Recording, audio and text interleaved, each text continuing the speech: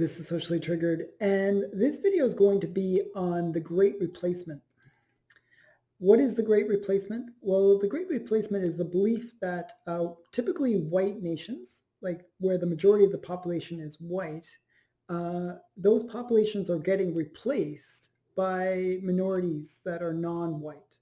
And then eventually those societies that are considered white today will become non-white nations in the future. And generally, the people that like push uh, against the idea that there is some kind of great replacement going on, they push three things. The first thing that they push is they push that it's that the people that believe in the great replacement are just a bunch of crazy right-wing white nationalist kind of groups that are these extremists, and that they try to sort of downplay their beliefs on the belief that they think that there's some cabal against them, that, oh, they're these people that believe in the great replacement, they're anti-Jewish because they believe that there's some Jewish conspiracy against them. And this is something that is really pushed where the people that try to speak up and say, hey, look, we're worried about the changes in our demographics, and this is how they're downplayed. So they say, oh, there's no great replacement, there's no conspiracy against you, there's nothing happening, don't look over there. you know um, and maybe they're right that there is no conspiracy against white people, uh, but I'm going to show you how this all works out. The other thing that they push is the concept that if you look at the numbers of white people today, compared to 50 years ago, well, there's actually more white people in the world, and there's more white people in each of these nations than there has ever been before. So if there's really a great replacement going on, well, they're not doing a very good job of it because there's more white people than ever. So, so those are the two big things that they say. Well, you're a bunch of crazy people that believe in this, and there is no conspiracy. There's no guy with a twirly mustache trying to, just take over the white people. That's the first thing that they say. And then there's another thing, which is to say, hey, look, there's more white people than ever. And these are the two big debunks. The third thing that people will say is, and this is kind of one of those ones where you go, what? But the third thing that a lot of these great replacement deniers would say is that, well, what does it matter? Who cares if you're replaced? Who cares if the demographics change? And that's the third thing. And that's sort of one of those things where you say, well, maybe demographics do matter. And, that's kind of like the response that I would have to that. But I kind of want to address what is the great replacement and how is it actually happening? Because I do believe it's happening. I don't believe necessarily that it's some conspiracy theory where some group is trying to go out and hunt down white people and get rid of them. I don't believe that at all. And I don't believe that it's intentional what's happening. But it is happening, if that makes sense. What I actually believe is that the reason white people are getting replaced, and the way that they're getting replaced, is not that their numbers are going down, but their demographics are changing. So, for example, if you look at the US, if you go back to 1965, 90% of the United States was white European. And that's just the way it was. It was like that for hundreds of years. So it was the culture of the United States was very white European, and there was a way the systems were set up through that lens. If you're a minority, you might not like that lens, but that's the way it was. The problem was the government came out with this new policy called the Hart-Celler Act, and it opened up the immigration within the United States to allow more non-whites to come into the United States. And since that time, the demographics percentage-wise in the United States have gone from 90% white to about 60% white today, and it's dropping fairly fast. Canada saw the same kind of thing. We saw it a little bit later in Canada, In the early 90s, Canada was about 95% white. Now it's about 80% white. And it was through the same kind of changes in policy where the governments basically said, hey, let's import people from other countries other than white European countries. And that was the shift. So you're probably wondering, well, uh, why is this important and how is this happening? Why would the governments do that? Well, what you really have to understand is the way governments work. And if you think about what a government is, it's kind of like a business. A business, it relies on customers for its growth. The more customers it has, the bigger the business can be, because it relies on customers to grow. And the way businesses work is they supply a service or like commodities or something. They provide value to the society in order to grow. Now, for a government to grow, but it doesn't necessarily provide growth to the society. What it does is it provides a cost. So with a business, it actually builds up the economy. Like, so all the GDP is coming from business, but government is actually a drain on the finances of a country.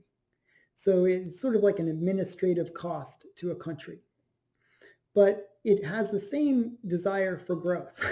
So businesses like to grow, but governments also like to grow. And the way to understand that is the way government likes to grow is it wants to provide more services and have larger portfolios. So for if you're a government official and you want to sort of make your name in the government, what you do is you have like your group of people that you're serving, and you basically provide them a service.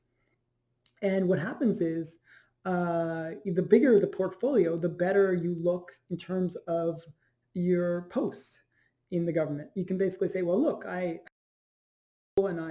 provided this much growth to the economy, blah, blah, blah. And you basically promote the idea that you have a demographic group that you're supporting.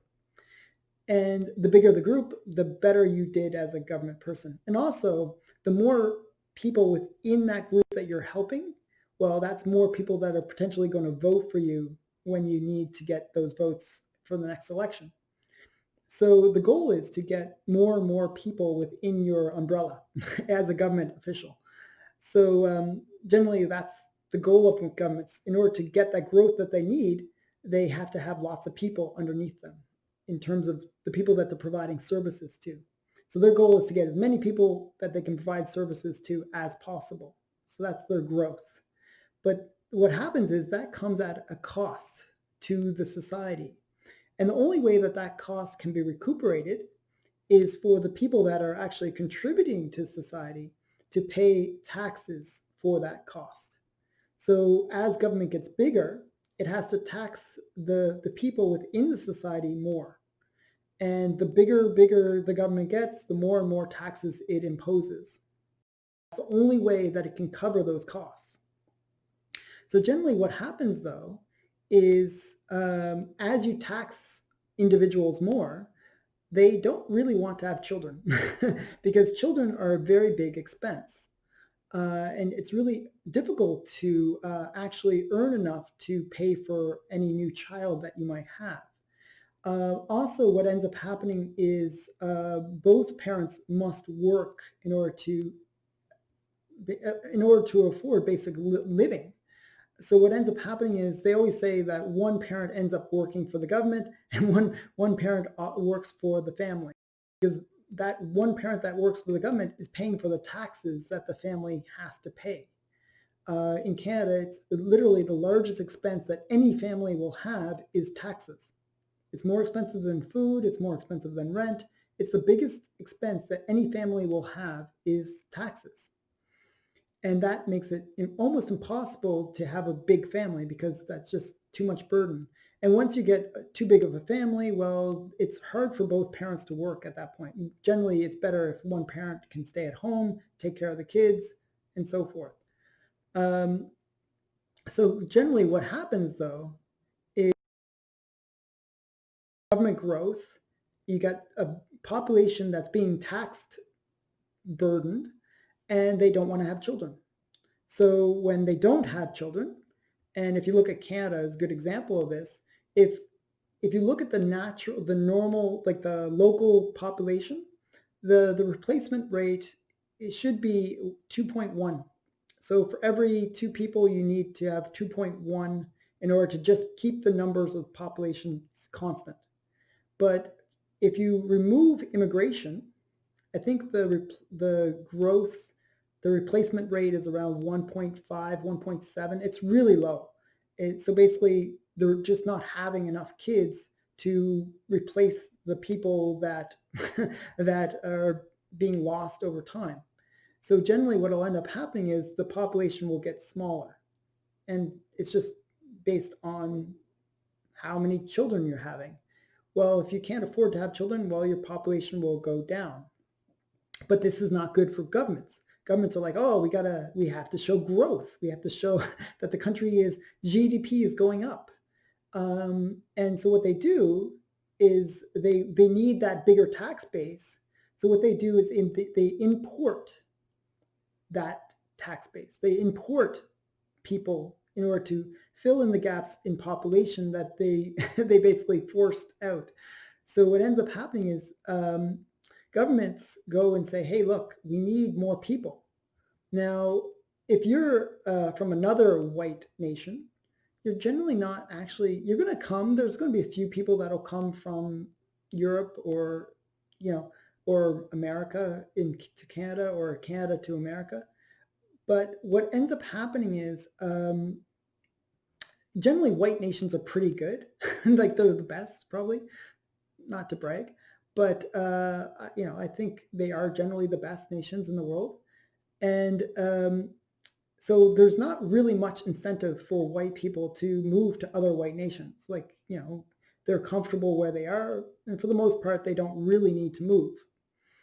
Now, other nations like Africa, South America, Asia, they have problems. There's a lot of issues in those nations. And what happens is when you have like a government in Canada or in the United States that says, hey, look, we need people. Well, people that are in other nations will be like, oh, yeah, of course I want to move to the United States or Canada or whatever, because there's so many opportunities there. It's a really great place to live. And you'll have, a pool of people that will want to come to those nations, economically so. They just see it as a big benefit to come to those countries. Not necessarily because they love the culture or anything like that. They might actually prefer their own country culturally, but they come for economic reasons, and the government encourages that. So the point is, what ends up happening is you get governments that are constantly trying to bring in more people to replace the damage that they're doing to the local population, where they're basically forcing the local population to have no kids, and they're bringing in people from other nations. And they're generally picking people from non-culturally similar nations. Another benefit to anyone that does this as a government is generally the people you bring in will vote for you. So not only are they bringing in more people, but they're bringing in more voters that will keep them in power. So this is a really beneficial thing for government, where they just say, okay, well, we're bringing in all these people. Look at how great our portfolios are doing. Our GDP is up. It doesn't matter that the average individual is less well off in the nation. It just matters that the GDP is up. The number is bigger. So they basically bring in all these people, and the nation suffers because culturally people are like, there's a lot of issues culturally between the different groups.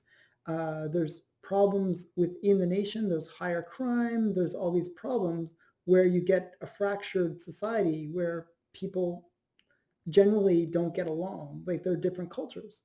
Um, but this is not a problem for governments. The governments love this, because if there's higher crime, well, that's a bigger portfolio. Now I have to hire more police. I have to, there's benefits to government. That means that the government can grow to basically solve the problems that it creates by bringing in more people.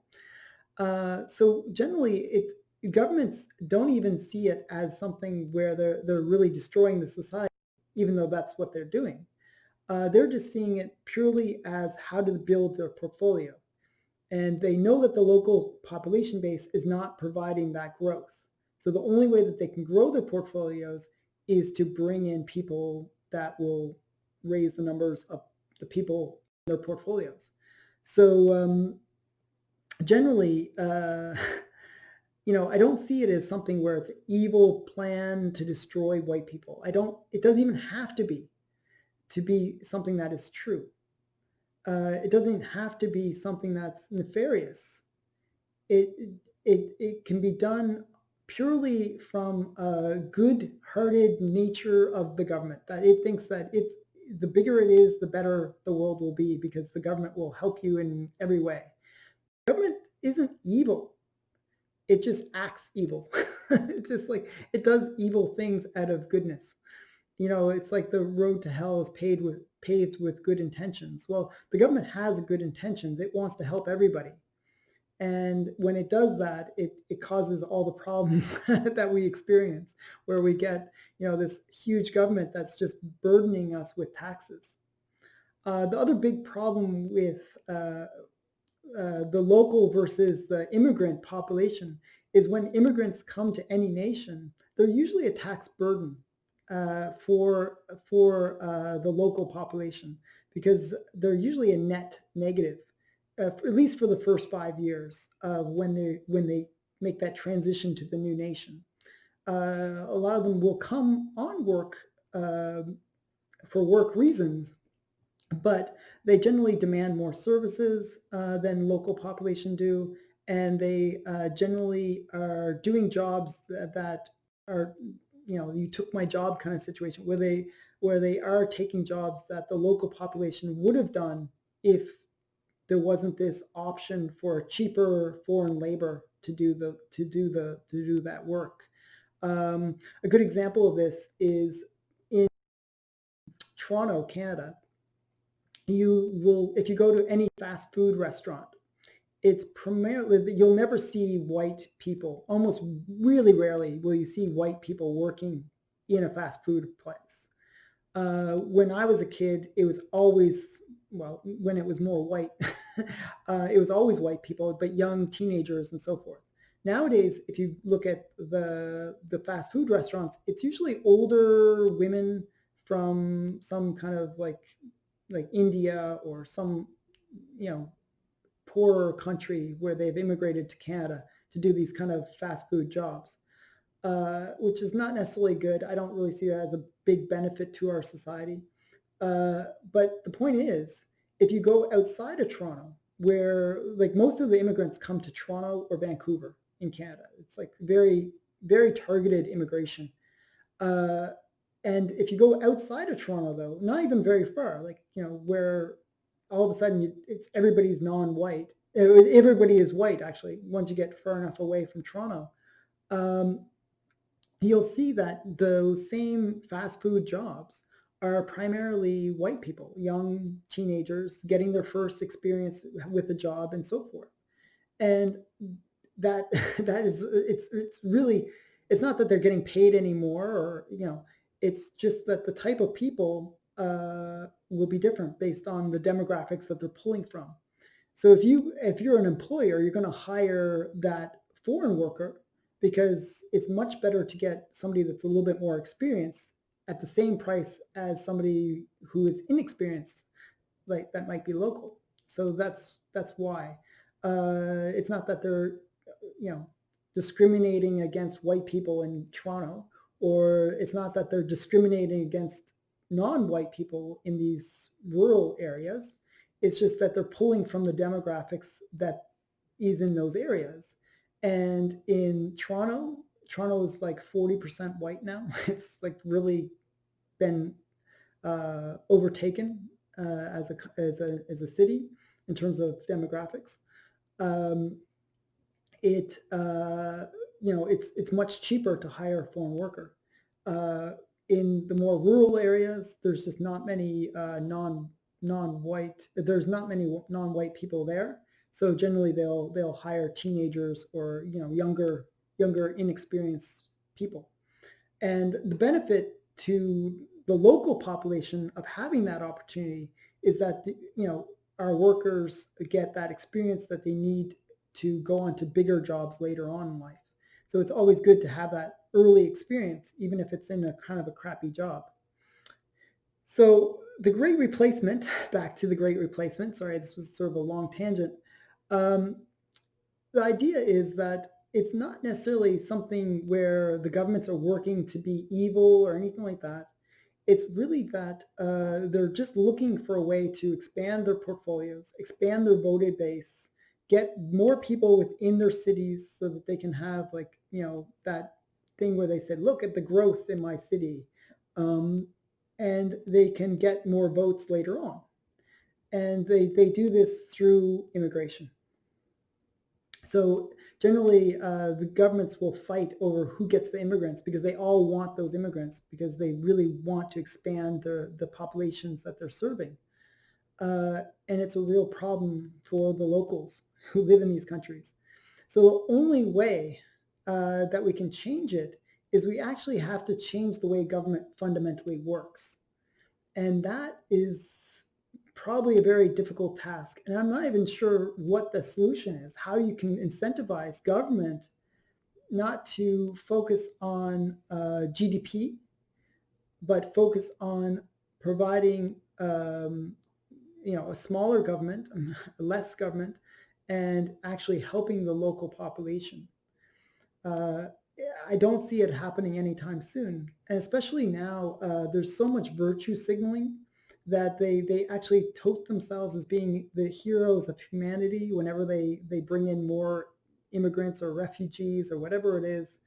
And it's something where they really feel like they get a benefit from.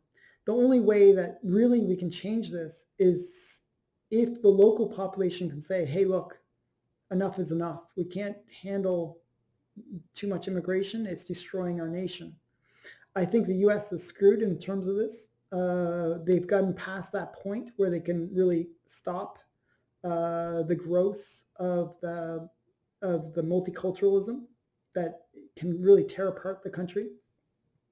I don't see it as something where they can really politicians can really speak against it, because what happens is, as a politician, you have this situation where once the society goes beyond 80% one group, then you have to rely on the other groups to get your votes. So if it's 60-40 right now in the US, well, if, for example, you start saying, well, I'm only going to support the white majority, what will end up happening is the 40% will be a block that will fight against you. And so you'll lose 40% of your votes right there.